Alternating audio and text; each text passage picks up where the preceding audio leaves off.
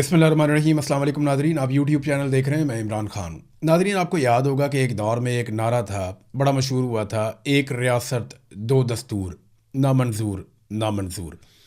यही आज गिलगित बल्तिस्तान में हो रहा है और यही कुछ आज कश्मीर में हो रहा है। गिलगित बल्तिस्तान का इलेक्शन हर हाल में पाकिस्तान की मिलिट्री एस्टेब्लिशमेंट ने अपने टाउटों को देना है और उन्होंने अपनी पसंदीदा सियासी जमातों और शख्सियात को ये इलेक्शन जिताकर अपनी कठपुतली हुकूमतें इन दोनों जगहों पर बिठानी है।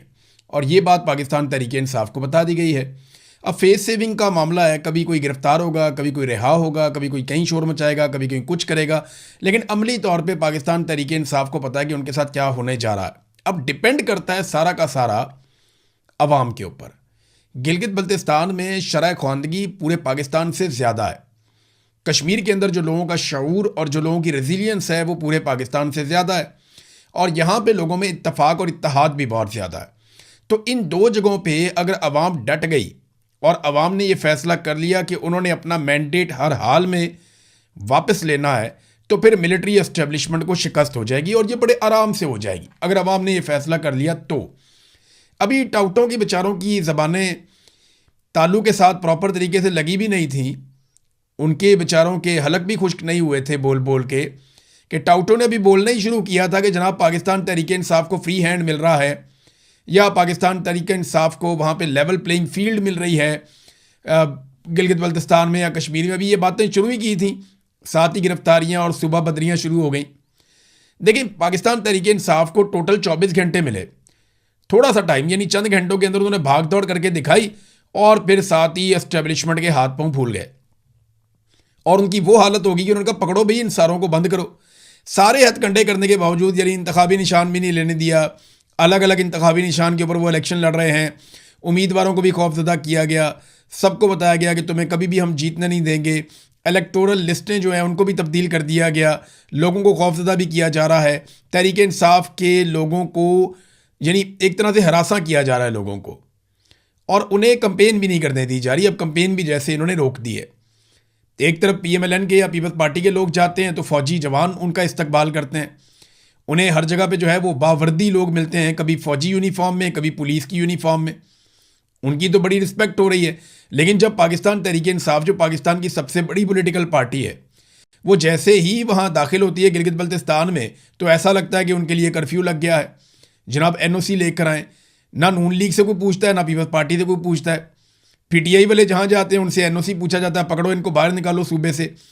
तो ये कार्रवाई वहाँ पे डाली जा रही है। इसकी वजह सादी सादी है कि एस्टेब्लिशमेंट सारा कुछ करने के बावजूद इलेक्शन जीतने की पोजीशन में नहीं है। अब एस्टेब्लिशमेंट के पास सब कुछ करके एक ही रास्ता बचा है, क्योंकि वोट तो उन्हें नज़र आ गया जितने बचेंगे वो सारे के सारे पाकिस्तान तहरीक इंसाफ के उम्मीदवारों को पड़ जाएंगे, क्योंकि वो एंटी एस्टेब्लिशमेंट बुनियाद पर इस वक्त इलेक्शन लड़ रहे हैं और वहाँ लोग जो है वो एस्टेब्लिशमेंट से या जर्नैलों की पॉलिसियों से नफरत करते हैं और शदीद नफरत करते हैं। तो इस वजह से लोग वोट वहाँ पे नहीं डालने जा रहे। तो अब इन्हें इस बात का खतरा है कि सिर्फ एक ही रास्ता बाकी बचा है, एस्टेब्लिशमेंट के बाद एक ही रास्ता बाकी बचा है, या तो इलेक्शन ही ना होने दें, और अगर इलेक्शन हो तो बदतरीन धांधली के बावजूद इन्हें फॉर्म 47 जारी करना पड़ेगा जाली, जैसे इन्होंने पाकिस्तान में किया था। इन्हें जाली फॉर्म 47 जारी करना पड़ेगा, वरना किसी सूरत भी ये गिलगित बल्तिस्तान से इलेक्शन नहीं जीत सकते। एक बात तो आप ये ध्यान में रखें। अच्छा, गिलगित बल्तिस्तान के अवाम के पास रास्ता क्या है? वो भी बड़ा आसान है। अवाम सिर्फ अपने नताइज लेने का बंदोबस्त कर ले, यानी इलेक्शन तो वो पाकिस्तान की मिलिट्री एस्टेब्लिशमेंट से जीत चुके हैं, इलेक्शन तो अवाम जीत चुकी है पाकिस्तान की एस्टेब्लिशमेंट से और जर्नैलों से, लेकिन उन्होंने किसी तरह से रिजल्ट वसूल करना है और उसकी तैयारी उन्हें शुरू करनी पड़ेगी। अब चाहे उसके लिए उन्हें धरने देने पड़े, चाहे उसके लिए उन्हें रास्ते बंद करने पड़े या कुछ भी करना पड़े, मैं उन्हें उकसा नहीं रहा, मैं उन्हें सिर्फ ये बता रहा हूं कि अगर कोई गैर आईनी और गैर कानूनी हरकत की जाए तो आपने उसके रास्ते में दीवार कैसे बनानी है। यानी गैर आईनी और गैर कानूनी इकदाम के रास्ते में कोई तो दीवार होनी चाहिए ना। अब मुल्क में अदालतें तो काम कर नहीं रही, निज़ाम यरगबाल बना हुआ है और मिलिट्री एस्टेब्लिशमेंट सबसे ज़्यादा ताकतवर है, लिहाजा उनका रास्ता रोकना है तो फिर अवाम को ही बीच में आना पड़ेगा और बज़ाहिर अवाम को ही वो सब करना पड़ेगा जो अब तक अवाम ने नहीं किया। और गिलगित बल्तिस्तान और कश्मीर के अवाम से आप ये तवक्को भी कर सकते हैं, क्योंकि उन्होंने माजी में भी अपने मुतालबात मनवाए और बड़े तगड़े तरीके से मनवाए। नाज़रीन, अभी पाकिस्तान में पेट्रोल सस्ता किया गया, अब 20 रुपये कीमत कम की गई, 22 रुपये। जब इन्होंने कीमत बढ़ाई थी ना तो 137 रुपये बढ़ाई थी, और जब कम करते हैं तो कभी भी 137 रुपये कम नहीं करते, 22 रुपये कम कर देते हैं। यहां कम से कम 150 रुपये पेट्रोल की कीमत इनको कम करनी चाहिए थी पहले झटके में, और उसके बाद मजीद कीमत कम करनी चाहिए थी। यहां मेरे पास एक बड़ा इंटरेस्टिंग डाटा है, नासिर अब्बास साहब ने इस डाटा को जारी किया है और बड़ा इंटरेस्टिंग डाटा है। ये डाटा मैं आपको पढ़ के सुनाऊंगा, मैंने इसको चेक किया और डाटा ठीक है।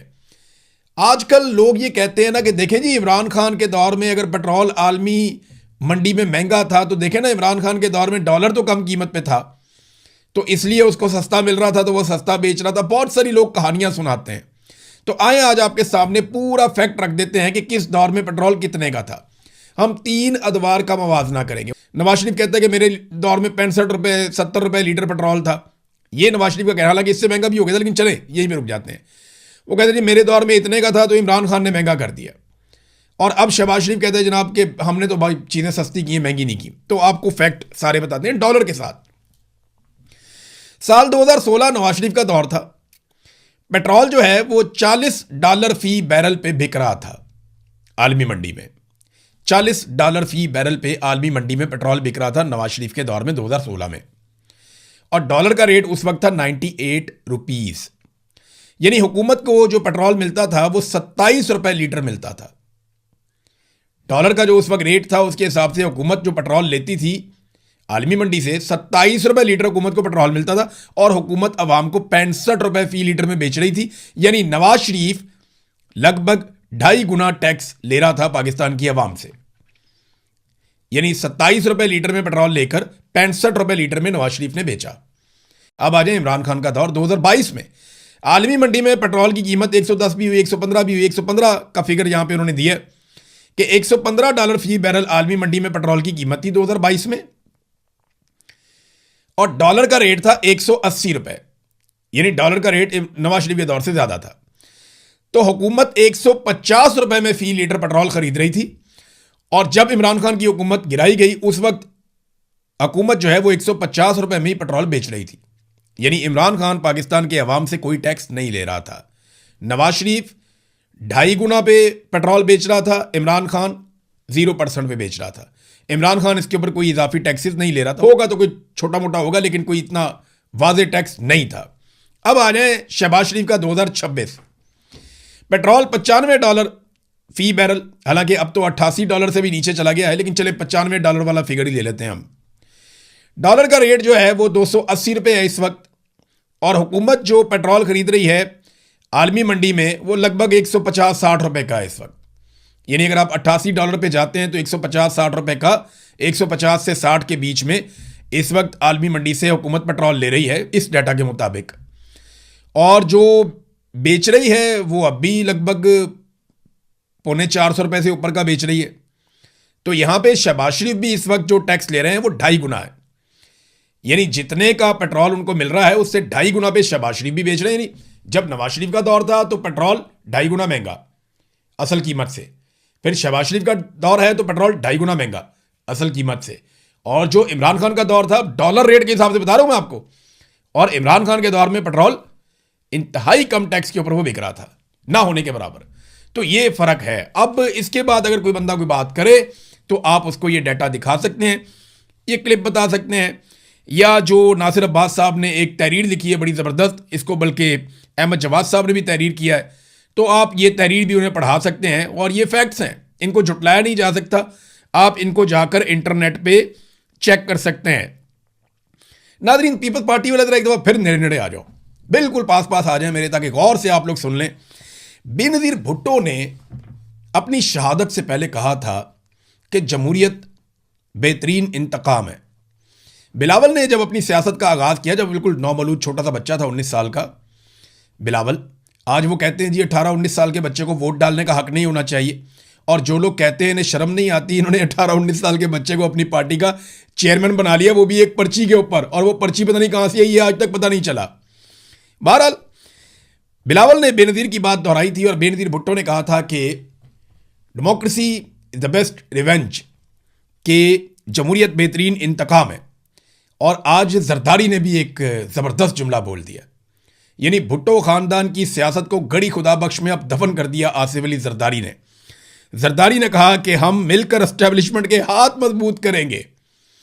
अब जनाब फरदुल्ला बाबर साहब हों या कमरुज़्ज़मान कायरा साहब हों या चौधरी मंजूर साहब हों, हमारे कसूर वाले दोस्त, या यूसुफ रज़ा गिलानी साहब हों, ये सारे रज़ा रब्बानी साहब हों, या बहुत सारे और लोग हैं, ये बेचारे अपनी कुर्बानियाँ लेके कहाँ जाएं?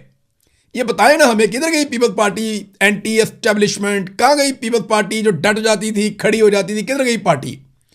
यानी मेरा पूरा ख़ानदान पाकिस्तान पीपल्स पार्टी को सपोर्ट करता रहा। हमारे ख़ानदान में कई दहाइयों तक पीपल्स पार्टी को सपोर्ट किया गया इस बुनियाद पे कि ये जमहूरियत पसंद लोग हैं। लेकिन आज उसी पार्टी का करता धरता, जिसने कब्जा किया पार्टी के ऊपर, जरदारी, वो ये कहता है कि हम मिलकर एस्टेब्लिशमेंट के हाथ मजबूत करेंगे। वेल डन जरदारी साहब, इसको करते रहिए और ये जुमला रिकॉर्ड का हिस्सा रहेगा। और मुस्तकबिल में जैसे बिलावल की ब्रूट मेजॉरिटी इनका पीछा करेगी, डंडे वाली जमहूरियत वाला जुमला इनका पीछा करेगा, वैसे ही जरदारी साहब का पीछा करेगा कि हम मिलकर एस्टेब्लिशमेंट के हाथ मजबूत करेंगे। Well done. तो अब पीपल्स पार्टी वाले जो है वो इस जुमले से जान नहीं छुड़वा पाएंगे। जैसे नवाज शरीफ की जान नहीं छूटती ना कुछ चीज़ों से, कि ज़ियाउल हक के साथ उसने जिस तरह का ताल्लुक निभाया और जो चीज़ें की, इसी तरह अब शरीफ खानदान जो कुछ आसिम मुनीर के लिए कर रहा है, ये चीज़ें इनकी जान नहीं छोड़ेंगी। इसी तरह अब पीपल्स पार्टी के साथ या तो उन्हें जरदारी को डिसोन करना पड़ेगा किसी वक्त, या फिर ये जुमला उनके साथ साथ ही रहेगा। नाज़रीन, खित्ते में लड़ाई के हवाले से कुछ हौसला अफजा खबरें आई हैं कि कुछ मुआहदा करीब करीब लग गया है, लेकिन ईरान ने बड़ी खौफनाक, ईरान से जो खबरें आई हैं वो बिल्कुल ही अलग तरह की हैं। डोनाल्ड ट्रंप का स्टेटमेंट पहले आप देख लें, क्योंकि डोनाल्ड ट्रंप ने बड़ी इंपॉर्टेंट मीटिंग की थी और ये इनका सिचुएशन रूम है, उसमें कोई 2 घंटे तक मीटिंग हुई डोनाल्ड ट्रंप की, और इसमें ईरान से मुआहदे के बारे में कुछ खबरें आई कि फ़ैसला नहीं हुआ, बाद में खबरें आई कि फ़ैसला हो गया। बहरहाल डोनाल्ड ट्रंप ने क्या कहा, उन्होंने कहा जी आपने हुर्मुज़ की नाकाबंदी ख़त्म, ईरान के साथ दीगर कम अहमियत के हामिल निकात पर भी इत्तफाक हो गया है। डोनाल्ड ट्रंप, उन्होंने कहा कि वो आपने हुर्मुज़ की नाकाबंदी ख़त्म कर रहे हैं और वहाँ फंसे हुए जहाज़ और इनका हमला घर वापसी की तैयारी करें। जुमे को उन्होंने अपनी एक पोस्ट में ईरान से मुज़ाकरात के हवाले से उन्होंने कहा कि तेहरान के साथ ताहुकुम सानी पैसों का कोई तबादला नहीं होगा, दीगर कम अहमियत के हामिल निकात पर इत्तफाक हो गया है। अब मैं एक इजलास के लिए सिचुएशन रूम में जा रहा हूं और हतमी फैसला करूंगा। अच्छा, अपनी इस पोस्ट में डोनाल्ड ट्रंप ने जो चंद नुकात खास तौर पे बयान किए वो मैं आपको बता देता हूं। नंबर 1, ईरान को कभी भी जौहरी हथियार ना बनाने पर इत्तफाक करना होगा। नंबर 2, आपने हुर्मुज़ को फौरी तौर पर खोलना होगा, बहरी ट्रैफिक की बिला तातुल रवानी जारी रखनी होगी और किसी किस्म के भी टोल की वसूली नहीं होगी। आपने हुर्मुज़ में बिछाई गई ज़्यादातर सुरंगें अमेरिका माइन स्वीपर्स पहले ही तबाह कर चुके हैं और जो अब भी बाकी हैं वो ईरान फौरी तौर पर हटाएगा। और एक और नुकता उन्होंने कहा, अमेरिका बैनुल-अक़वामी तवानाई एजेंसी और ईरान के करीबी ताउन से मुनहदम पहाड़ों के नीचे दफन अफसूदा यूरेनियम निकालेगा और उसे तबाह करेगा। ये जनाब डोनाल्ड ट्रंप के वो नुकात हैं जो उन्होंने कहा कि इस मुआहदे के अंदर हमारे तय हो रहे हैं। लेकिन फिर सिचुएशन रूम के अंदर से जो खबरें आई उनके ऊपर अलग अलग क्या सराइयां हो रही हैं। कुछ लोग कह रहे हैं कि वहां से कोई कामयाबी मिली है या कुछ और चीज़ों के ऊपर भी गौर किया जाएगा, कुछ ऑप्शंस के ऊपर अभी मजीद आगे बढ़ना होगा और कुछ चीज़ें ईरान को बताई जाएंगी, और कुछ ये कह रहे हैं कि कोई डेवलपमेंट नहीं हुई। इसराइल का बहुत ज़्यादा दबाव है डोनाल्ड ट्रंप पे और अमेरिका पे, और वो उस दबाव से अपने आप को नहीं निकाल पा रहे। बहरहाल ईरान का जो रद्द-ए-अमल है वो बड़ा इंटरेस्टिंग है। ईरानी खबर रसा इदारा है फॉरस न्यूज़, ये गवर्नमेंट के बहुत करीब है उनकी, तो उन्होंने बाखबर ज़राए से ट्रंप के बयान को सच और झूठ का मुरक्कब करार देते हुए कहा कि अमरीकी सदर दरअसल जाली फतह का तासुर देने की कोशिश कर रहे हैं। उन्होंने कहा जी हम नाम नहीं ले सकते, ईरानी ज़राए ने हमें बहुत अहम खबरें दी हैं और ट्रंप ने जो नकात बयान किए उनको तोड़ मड़ोड़ के बयान किया गया है, और कई ऐसी बातें हैं जो मुआहदे में नहीं हैं लेकिन ट्रंप ने उनका जिक्र कर दिया। ख़ास तौर पे ट्रंप के इस दावे को बेबुनियाद करार दिया गया जिसमें उन्होंने कहा कि ईरान का अफसूदा यूरेनियम मवाद जो है वो तबाह कर दिया जाएगा, यानी ये यूरेनियम जो ईरान ने अफसूदा किया उसको तबाह कर दिया जाएगा। ये बिल्कुल ऐसा कोई चीज़ उसका हिस्सा नहीं है। फिर आबना हुर्मुज़ को बगैर किसी फ़ीस या टोल के मुकम्मल तौर पर खोलने पर रजामंदी ईरान ने जाहिर कर दी है।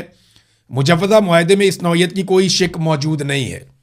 अब यही तो 2 बड़ी अहम चीज़ें हैं जिनके बारे में डोनाल्ड ट्रंप ने कहा कि ये दोनों चीज़ें हो रही हैं, और ईरान की जानिब से ज़रा ये बताते हैं कि यही दोनों चीज़ें हैं जो नहीं हो रही। अब सच क्या है, झूठ क्या है, इसके बारे में अभी हम कुछ कह नहीं सकते, क्योंकि अब चीज़ें बिहाइंड द क्लोज डोर्स, दरवाज़ों के पीछे हो रही हैं। आसिम मुनीर साहब गए, वो जाके बातें करके आए ईरान के साथ, उन्होंने चंद चीज़ों पे मनाया, वो चीज़ें अमेरिका में गई, ईरानी अमेरिकन दोबारा बैठे, अमेरिकन ने उसके ऊपर गौर किया और उन्हें समझ आई कि नहीं, इस तरह तो ईरान के जीतने का तासुर है। वो फिर मज़ीद चीज़ें भेजते हैं, फिर चीज़ें आती हैं, फिर चीज़ें जाती हैं। एक बुनियादी तौर पे कुछ चीज़ों पे इत्तफाक हो गया कि अब जंगबंदी रहेगी, अब हम जंग नहीं करते, बड़ी जंग में अब हम नहीं जाएंगे। ये छोटी मोटी झड़पें, जब इतनी बड़ी लड़ाई हो, इतनी सारी फौजें खड़ी हों, तो ये होती है, ये नॉर्मल है। लेकिन वो बड़ी जंग के अंदर ये नहीं जाएंगे, एक मुस्तकिल जंगबंदी हो सकती है। अमेरिका को भी ये नाकाबंदी बहुत महंगी पड़ रही है, वो भी इसको ज़्यादा लंबा नहीं घसीट सकते। बहरहाल इसमें अभी फर्दर डेवलपमेंट जो आएगी वो मैं आपके साथ शेयर करूंगा। एक और इंटरेस्टिंग खबर, अमेरिकी वज़ीर ख़ज़ाना जो हैं स्कॉट बेसेंट, उन्होंने भी कंफर्म कर दिया कि $250 का नोट आएगा और उस पर डोनाल्ड ट्रंप की तस्वीर छपेगी। उन्होंने इस ख्वाहिश का इजहार किया और हवाला देते हुए कहा कि जब अमेरिका की 150वीं सालगिरह थी तो कैलोन कॉलेज अमेरिका के एक सदर थे, उनकी तस्वीर एक सिक्के के ऊपर जारी की गई थी। वो यादगारी सिक्का जारी करना वो तो एक अलग बात है, लेकिन वो ये कहते हैं कि नोट अब जारी किया जाएगा $250, और उसके ऊपर क्योंकि 250वीं सालगिरह है अमेरिका की आज़ादी की, तो 250वीं सालगिरह है तो $250 का एक नोट होगा और उसके ऊपर डोनाल्ड ट्रंप की तस्वीर जारी की जाएगी और फिर बहुत सारे नोट छपेंगे, हर तरफ दुनिया में जाएंगे भी। तो ये डोनाल्ड ट्रंप की एक ख्वाहिश है कि अमेरिकी नोट के ऊपर डोनाल्ड ट्रंप की तस्वीर छप जाए। अगर छप गई ना, तो एक बात आप याद रखिएगा, डोनाल्ड ट्रंप अमेरिका की तारीख का वो वाहिद सदर होगा जिसकी तस्वीर नोट पे छप जाएगी और वो इंतहाई गैर मकबूल होगा। यानी आज डोनाल्ड ट्रंप अपनी मकबूलियत की निचली तरीन सतह पे पहुंचे हुए हैं, वो कोई इलेक्शन नहीं जीत सकते, वो बहुत मुश्किल में है। और इसराइल ने उनको अलग मुश्किल डाली हुई है, और इसराइल के लिए ना खुद भी हालात इतने अच्छे नहीं हैं।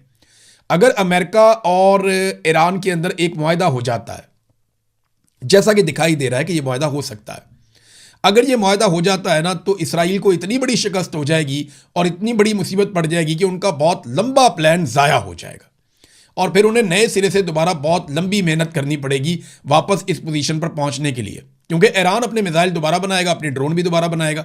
उस पर तो आप पाबंदी नहीं लगा सकते, अपनी ज़रूरत के दिफाई हथियार तो वो बना ही सकता है। तो इसराइल को एक बहुत बड़ी शिकस्त हो जाएगी और इसी चक्कर में वो इस वक्त दोबारा लड़ाई शुरू करना चाह रहा है और उसके लिए वो लबनान के ऊपर ताबड़तोड़ हमले कर रहा है।